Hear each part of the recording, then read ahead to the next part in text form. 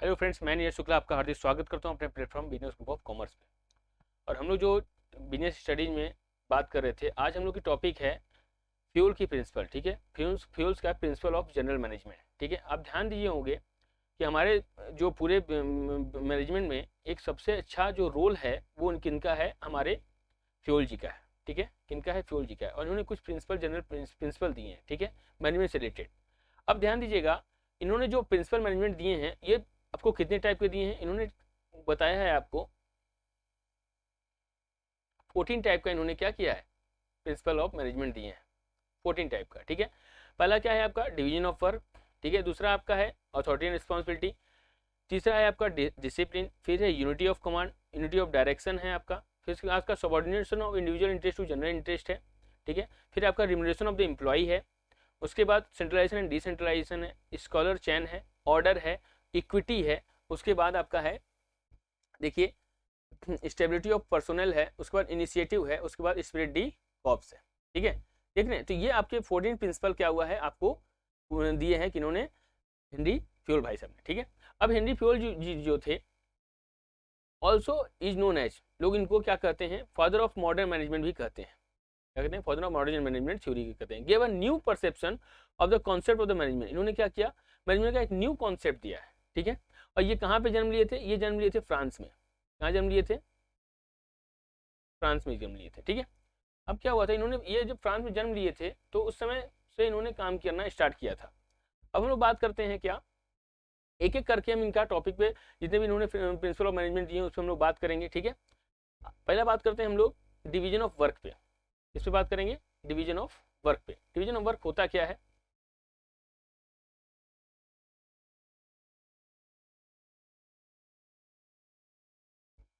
ये 1 सेकेंड।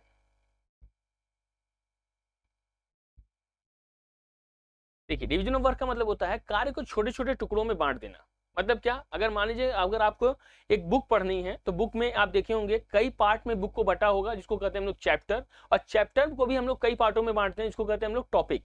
ठीक है, और टॉपिक को भी कई पार्टों में बांटते हैं कि उसमें भी जो एक पार्टिकुलर पॉइंट पढ़ना होता है। ठीक है, अब सोचिए एक बुक को पढ़ने के लिए हम लोग उसको कई छोटे छोटे पार्टों में बांट दिए। मतलब क्या, बुक से में हम देखें क्या, चैप्टर में क्या देखें, एक टॉपिक देखें, टॉपिक में भी क्या देखें, एक कंटेंट देखें। ठीक है, अब यही बात बोल रहा है। उसी तरीके से अगर आप कोई काम करिए तो फ्यूल भाई साहब ने सोचा कि क्यों ना हम अपने पूरे बड़े एक टास्क को छोटे छोटे टुकड़ों में बांट दें, जिसके थ्रू क्या हो जाए कि हम चीजों को आसान तरीके से कर सकें। ठीक है, उन्होंने बोला the whole organization work both managerial and technical should be divided into smaller jobs. अब क्या हुआ, इसमें क्या होना चाहिए, दो पार्ट में उनको क्या करना चाहिए, बांट देना चाहिए। फिर क्या बोल रहा है, involve in doing each such job should be determined. ठीक है, it leads to specialization, speed, efficiency and accuracy of work. अच्छा, ये छोटे छोटे टुकड़ों में क्यों बांटना चाहते थे, वो इसलिए बांटना चाहते थे ताकि उसमें स्पेशलाइजेशन हो सके लोगों का। क्योंकि अगर आप एक ही काम को अगर आप बार बार करते हैं तो आप उसमें स्पेशलाइज हो जाते हैं।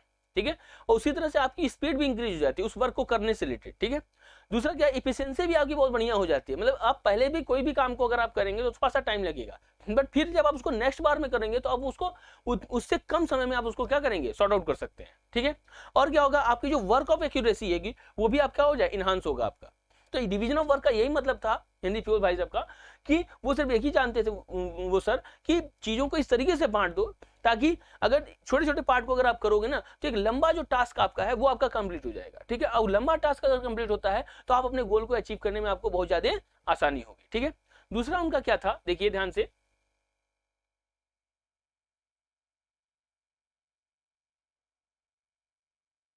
दूसरे उनकी टॉपिक क्या थी, authority and responsibility. Authority and responsibility था। अथॉरिटी एंड रिस्पॉन्सिबिलिटी का मतलब क्या होता है,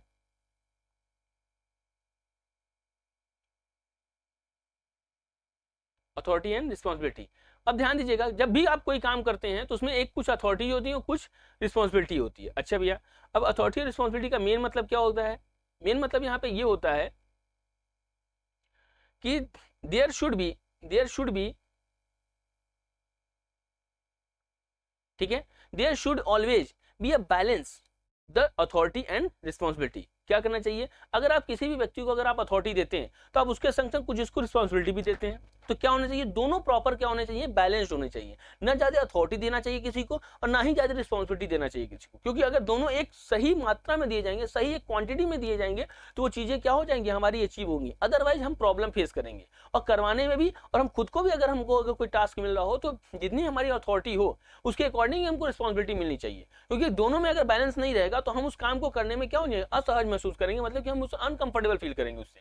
ठीक है, आइए देखिए क्या लिखा है, balance between the authority given and responsibility interested, ठीक है, टू एन एम्प्लॉय, दोनों में क्या करिए आप बैलेंस रखिए।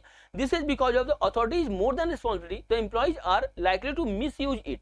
ध्यान दीजिएगा, आप अथॉरिटी ज्यादा देते हैं रिस्पॉन्सिबिलिटी से, तो हर व्यक्ति का एक बात होती है कि जैसे उसके पास अथॉरिटी ज्यादा होती है वो चीजों का मिसयूज करना स्टार्ट कर देता है। It whereas if authority is less than the responsibility, देखिए इसमें क्या बोल रहा है आपका, अगर मान लीजिए आपका अथॉरिटी क्या हो जाएगा, लेस होगा, और रिस्पॉन्सिबिलिटी अगर आपको आपकी ज्यादा होगी तो क्या हो जाएगा, the employees will be unable to do the desire work. अब क्या होगा, अगर आपकी क्या चीजें होंगी, रिस्पॉन्सिबिलिटी ज्यादा होंगी और अथॉरिटी कम होगी, तो एम्प्लॉय जो होती है नेचर से वो काम करना पसंद नहीं करते। ठीक है, देखिए कितना बढ़िया इसमें आपको बताया गया है।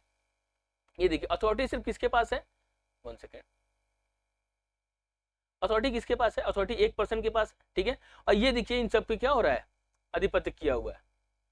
ठीक है, एक मिनट थोड़ा सा पेन का कलर बदलें तो और ज्यादा अच्छे से आपको समझ में आएगा।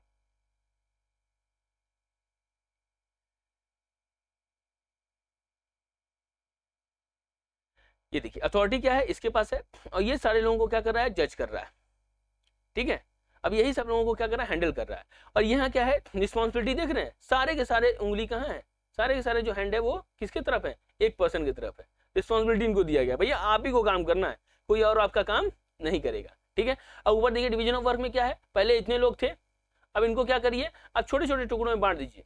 देख रहे हैं, ब्लू को अलग कर दिया हम लोगों ने, येलो को अलग कर दिया, ब्लू को अलग कर दिया और ग्रीन को अलग कर दिया। अब इससे क्या हो जाएगा, हमारी जो डिवीजन ऑफ वर्क थी उस वो हम अपने टास्क को क्या करेंगे, कंप्लीट कर सकेंगे, क्योंकि ये छोटे छोटे अगर टास्क कंप्लीट होंगे तो हमारी ये बड़ा जो टास्क है वो हमारा आसानी से कंप्लीट हो जाएगा। ठीक है, उम्मीद करते हैं आपको ये दोनों पॉइंट्स अच्छे से समझ में आए होंगे, डिवीजन ऑफ वर्क और अथॉरिटी एंड रिस्पॉन्सिबिलिटी। मिलते हैं नेक्स्ट वीडियो में, इससे और भी आगे जो हमारे प्रिंसिपल दिया है हेनरी फ्योल जी ने उसको हम लोग बात करेंगे। ठीक है, अगर आपको वीडियो अच्छी लगी हो तो वीडियो को हमारे वीडियो को लाइक करिए, हमारे चैनल को सब्सक्राइब कीजिए और बेल आइकन दबाना मत भूलिएगा, क्योंकि इससे नोटिफिकेशन आपको तुरंत मिल जाएगा। ठीक है, और अपने दोस्तों के संग शेयर कीजिए, ताकि ये जो हम लोग का जो फोबिया है ना, हेनरी फ्योल समझ में नहीं आते हैं। फ्योल की एक चीज हमेशा ध्यान दीजिएगा, ये कहाँ जन्म लिए थे, ये जन्म लिए थे फ्रांस में। ठीक है, और ये दो इंपॉर्टेंट हमने आज डिस्कस कर लिया है। नेक्स्ट वीडियो में हम लोग और इससे रिलेटेड डिस्कस करेंगे। ठीक है, मिलते हैं नेक्स्ट वीडियो में, तब तक के लिए धन्यवाद।